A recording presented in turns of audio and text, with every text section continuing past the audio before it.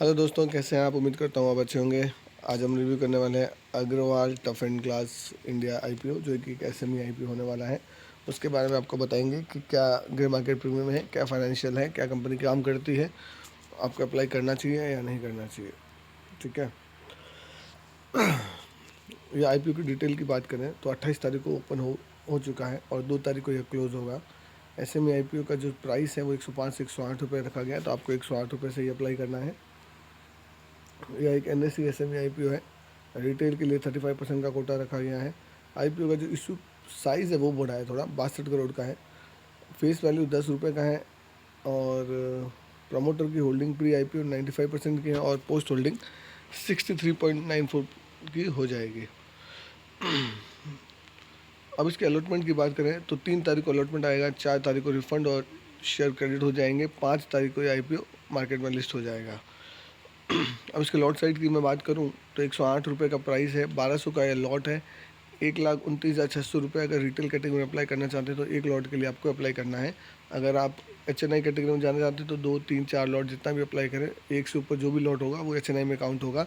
2 lot के लिए आपको 2,59,200 रुपये की बिड अप्लाई करनी है। ग्रे मार्केट प्रीमियम की बात करें दोस्तों, 108 रुपये के सामने 9 रुपये का ग्रे मार्केट प्रीमियम, बहुत ही कम ग्रे मार्केट प्रीमियम चल रहा है। 8.33% का ग्रे मार्केट प्रीमियम चल रहा है। मतलब एक्सपेक्टेड जो लिस्टिंग प्राइस है वो 117 रुपये की होने की संभावना है। तो ग्रे मार्केट प्रीमियम बहुत ही कम चल रहा है। 8 रुपये मतलब 8% का ग्रे मार्केट प्रीमियम के लिए मैं आपको अप्लाई करने के लिए नहीं बोलूँगा कि आप 8% के ग्रे मार्केट के प्रीमियम के लिए अप्लाई करें। तो प्रीमियम को देख के तो मैं यही बोलूँगा कि इस आईपीओ को अवॉइड करना चाहिए। अब हम आपको कंपनी के बारे में बताएंगे, कंपनी क्या काम करती है, कंपनी के फाइनेंशियल्स कैसे हैं, वो सब देख के बताते हैं कि कंपनी को आपको अप्लाई करना चाहिए या नहीं करना चाहिए। कंपनी के बारे में हम आपको थोड़ा बता देते हैं। Agarwal tough and glass limited manufacture क्या करती है? टफ एंड ग्लास बनाती है। कंपनी मैन्युफैक्चर करती है high quality tough and glass of different size, मतलब अलग अलग साइज़ के और अलग अलग थिकनेस के, अलग अलग लेयर के, पतली थोड़ी, उससे जाड़ी ऐसे करके वो टफ एंड ग्लास बनाती है, including clear laminated tightened double glazing frosted tough and glass. तो ये सब इनके नाम है जिस टाइप से यह अपने प्रोडक्ट को बनाती है। यह प्रोडक्ट जो कहाँ यूज़ होता है? यह प्रोडक्ट वहाँ यूज़ होता है जैसे कि glass door table, glass door है, टेबल है, उसमें यूज़ होता है। पैसेंजर व्हीकल है, उसकी विंडो है, अगर आपकी कार है उसकी विंडो है तो विंडो में ये वाले टफ एंड ग्लास यूज़ होता है।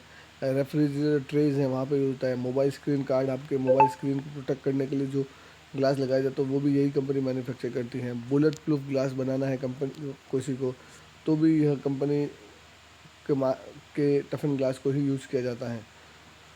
Its product cater to various end use industries, construction industrial, automobile, ये सारी इंडस्ट्रीज़ को यह कैटर करती है। इनके जो ग्लासेस हैं वो ideal for shopping mall doors, stair case, hospital, face facets, airports, residential and commercial apartment building etcetera में यूज किए जा सकते हैं। ये कंपनी के स्ट्रेंथ की बात करूँ तो स्ट्रॉन्ग कंपनी का ब्रांड नेम, जो ब्रांड नेम है कंपनी का बहुत ही स्ट्रॉन्ग है इंडियन मार्केट में। लॉन्ग स्टैंडिंग है कस्टमर रिलेशनशिप, लॉन्ग स्टैंडिंग लोगों के साथ जुड़े हुए हैं, कस्टमर्स भी इनके साथ लोगों से काफ़ी टाइम से जुड़े हुए हैं। स्ट्रॉन्ग रिस्क मैनेजमेंट है, high focus on product quality, product की क्वालिटी पे बहुत ही ज़्यादा फोकस करती है कंपनी। अब ये कंपनी के क्या ऑब्जेक्टिव है उसकी बात की जाए दोस्तों, तो कुछ मशीनरी परचेज करनी है, परचेज मशीन या एग्जिस्टिंग मैन्युफैक्चरिंग यूनिट, तो कुछ एग्जिस्टिंग मैन्युफैक्चरिंग जो यूनिट उनकी चलती है वहाँ पे मशीनरी परचेज करने के लिए कुछ पैसा चाहिए। रीपेमेंट ऑफ सर्टेन बोरिंग्स, कुछ लोन लिया हुआ है बैंकों से या उनको पे करना है, और कुछ वर्किंग कैपिटल की रिक्वायरमेंट है और जनरल कॉर्पोरेट पर्पज़ के लिए कंपनी को पैसा चाहिए। अभी कंपनी की मैं सब्सक्रिप्शन की बात करूँ तो आज सेकेंड डे है। सेकेंड डे पे अभी तक तो जो सब्सक्रिप्शन 29 तक आया है कंपनी को, QIB 0.01 time, NII 0.22 time, retail investors हैं 1.02 टाइम। तो बहुत ही कम सब्सक्रिप्शन आया है। तो बहुत ही कम सब्सक्रिप्शन आया है, इसका मतलब ये है कि कंपनी थोड़ी अच्छी नहीं है, लोगों को इंटरेस्ट नहीं है, अभी तक सब्सक्रिप्शन इतना नहीं आ पाया है। मुझे भी ग्रे मार्केट को देख के कंपनी का कोई इतना खास नहीं लग रहा है कि इसमें अप्लाई करना चाहिए। कंपनी का काम नो डाउट अच्छा लग रहा है टफ एंड ग्लासेस का, लेकिन प्राइस कंपनी मांग रही है वो मुझे थोड़ा हायर साइड लग रहा है।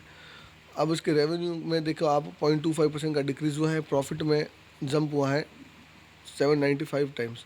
तो देखते हैं, रेवेन्यू 2022 में 34 करोड़ था, 23 में 40 करोड़, 24 में 40 करोड़, सितंबर तक 23 करोड़ का हो गया है, मतलब करीब करीब 45 करोड़ का प्रॉफिट होगा। इन लाइन, मतलब लास्ट ईयर जितना हुआ उससे थोड़ा सा ज़्यादा होने की संभावना लग रही है। तो कोई ज़्यादा एकदम एक्स्ट्रा ऑर्डिनरी सेल्स में ग्रोथ नहीं दिख रही है अगले साल के लिए। प्रॉफिट आफ्टर टैक्स की बात करें तो पहले 50 लाख का था, फिर 96 लाख का हो गया, और इस साल जो निकल के आया वो 8 करोड़ 68 लाख का प्रॉफिट कंपनी ने निकाल के दिया है। सितंबर तक 4 करोड़ 53 लाख का निकाला है। तो कंपनी इस साल भी एक्सपेक्ट कर रही है कि 8 करोड़ का हमारा प्रॉफिट निकल के आएगा।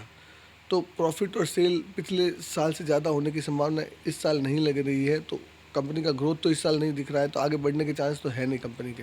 अब लिस्टिंग गेन की मैं बात करूँ तो लिस्टिंग गेन के लिए कंपनी ने आपके पास सिर्फ 8% छोड़ा है। तो 8% के लिए आप ऐसे रिस्की आईपीओ में अप्लाई करने के लिए मैं आपको सजेस्ट नहीं करूँगा। तो मुझे सब एनालिसिस करने के बाद ये लग रहा है कि आप इस आईपीओ को अवॉइड कीजिए।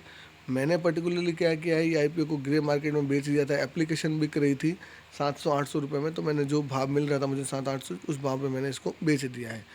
तो मैंने इस तरीके से काम किया है। आप क्या करने वाले हैं वो मुझे बताइए। और इसकी जो कंपनी है का एड्रेस है रिको इंडस्ट्रियल एरिया, सीतापुर, जयपुर में है।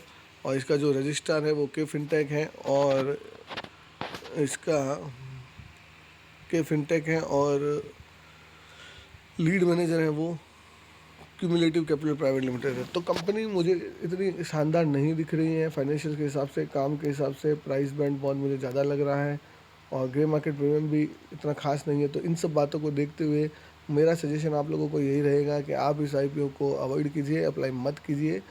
बहुत अच्छे अच्छे एसएमई आईपीओ और आने वाले हैं अगले टाइम में, आप उनको अप्लाई कीजिएगा, इसको अप्लाई मत कीजिए। और इस तरीके की जानकारी के लिए हमारे चैनल को सब्सक्राइब कर दीजिए। चैनल को सब्सक्राइब करना मत भूलिए, ताकि आपको सारी की सारी नोटिफिकेशन पहले मिल जाए। मिलते हैं दोस्तों अगले वीडियो में इस तरीके की जानकारी के साथ।